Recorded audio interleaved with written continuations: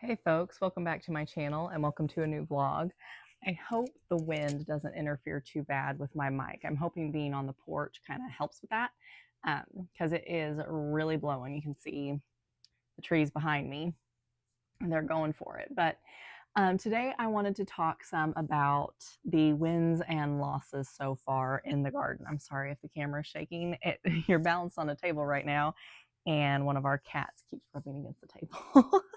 But anyway, so you saw at the very beginning of the vlog, like the little intro thing, I planted a bunch of tomatoes and I know I'm a little late getting them in, but our weather just truly wasn't ready for them until this last week.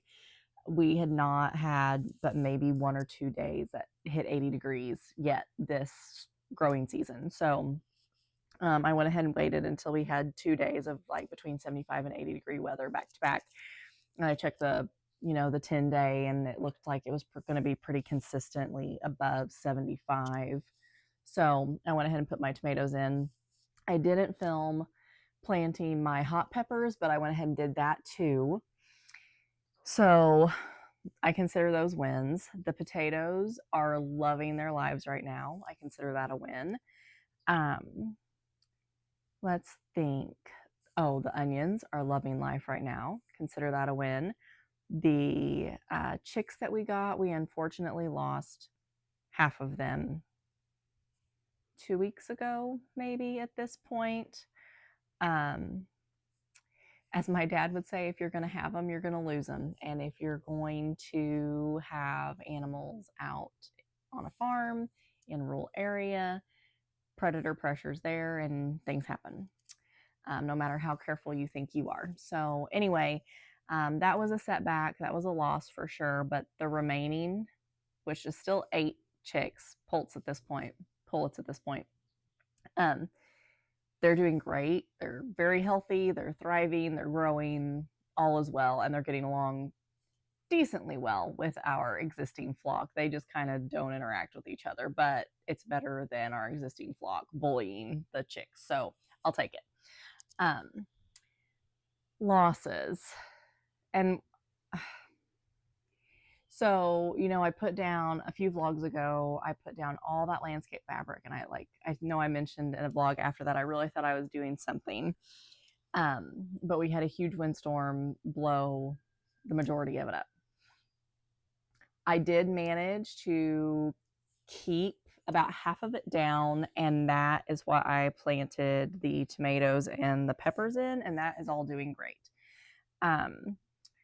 All of the flowers, like all the snapdragons and the ranunculus and the cosmos that I planted over in the area where it all blew up, I can't get all those little holes back aligned again. Like, there's no way that's going to happen. So they are dealing with some pretty intense weed pressure right now because it was just, it was lawn before we put that garden area in. So I'm having a hard time keeping up with all of that.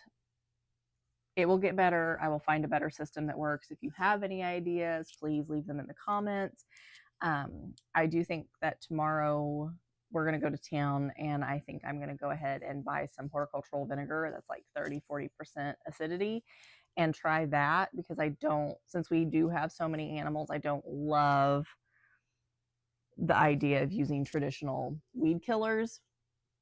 And don't get me wrong, before anybody says it, I'm fully aware that with a weed killer or horticultural vinegar or any type of weed killer that you use, natural or otherwise, if you spray it on any plant, it's gonna kill that plant. It's not like specific to weeds. So I'm just gonna be really careful with that, like around the perimeter of the garden, and see how precise I can get with that. And if I can get really precise, I might take it into the garden, but I kind of doubt it. But I mainly just want to handle the overgrowth around the perimeter of the garden and the yard that we have the dogs in, and the area that I want to put our smaller ornamental pumpkins on that. I think I talked about it last fall, but Wayne built like a little arch for me at the end of the chicken run where we've been like brooding out the chicks.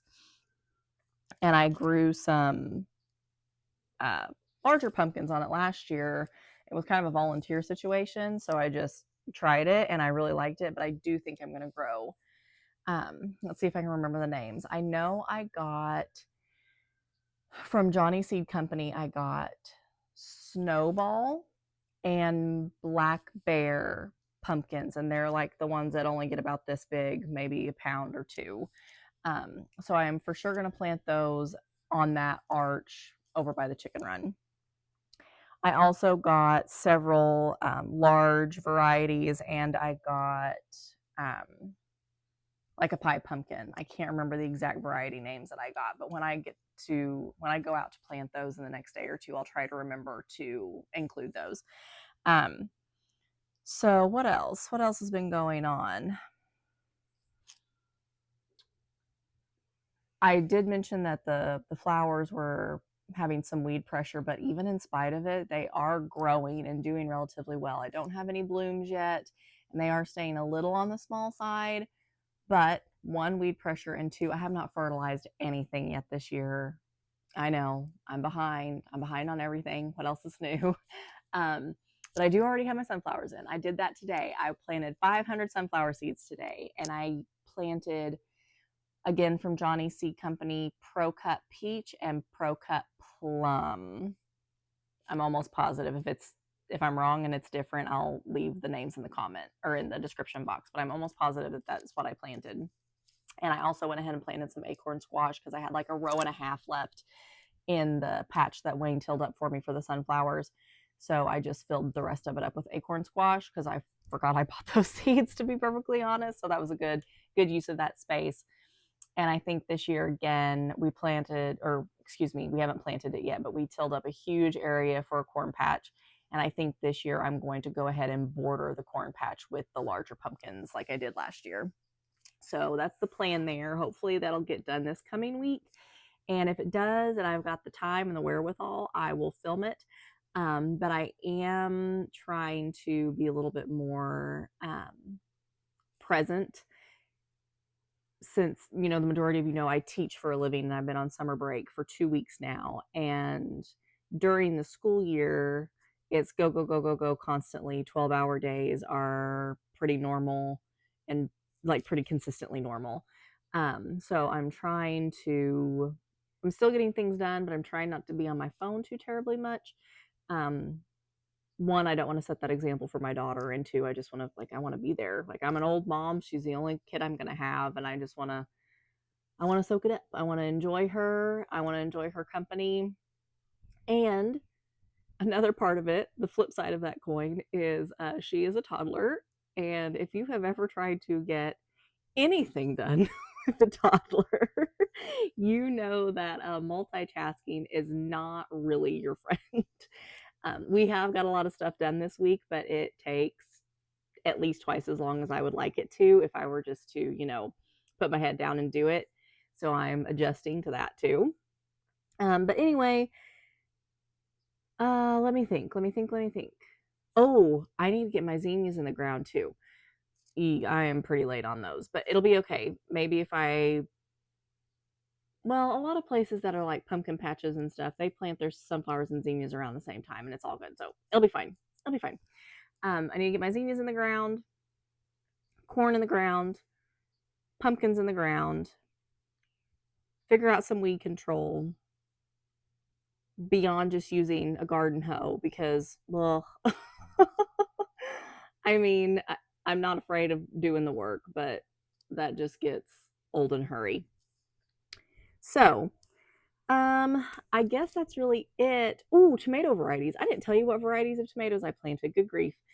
Or peppers. So peppers, I planted banana peppers, jalapenos, and cayenne peppers. And tomatoes, I planted Amish paste, beefsteak, Roma, and then just cherry tomatoes. I also have a couple of, I know this is kind of just word salad at this point, so sorry about that. But I will tell you though, I filmed a whole intro when I planted those tomatoes, but it literally took me like a half hour. And then when I went back and watched it, it was so choppy and ridiculous that I just decided to scrap it and redo this completely, because the neighbors that live across the county road from us were having a new fence put in, and it was a pipe fence. And it was 7 o'clock in the morning, mind you, when I went out and planted those tomatoes and did all of that.